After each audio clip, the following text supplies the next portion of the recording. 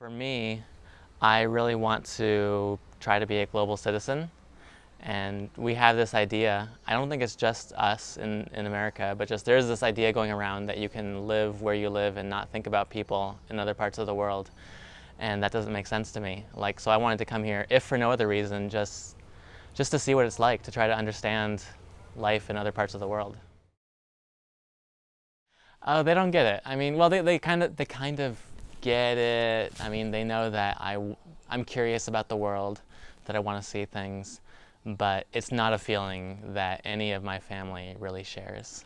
So that was a little bit difficult because they're all saying, why does it have to be a 2-year commitment with the Peace Corps? Can't you just do a vacation like everyone else we know?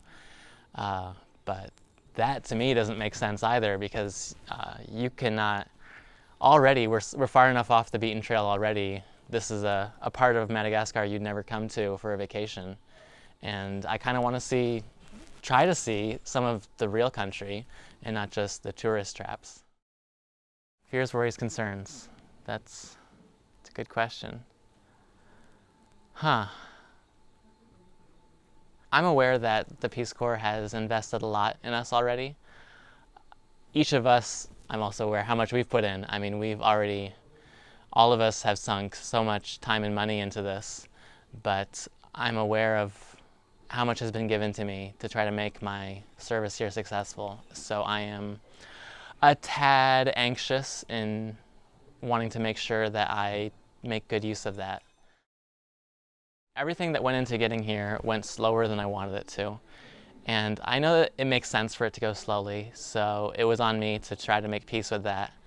When I first applied and they were saying, oh, why don't you choose Madagascar? They leave next February. Just in my mind, I thought that's way too long to be waiting. I wanted to leave in the fall, but it didn't really matter what I wanted. That wasn't possible. The steps that I had to go through, I wasn't finished until December, before February.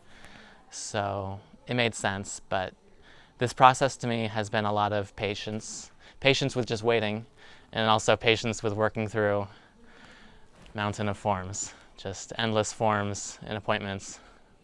A lot of just going slowly through the process. 2 years is not forever, but it is a long commitment.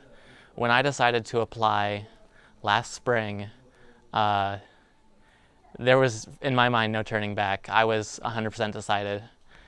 They would have had to say I couldn't go. That's the only thing that would have stopped me.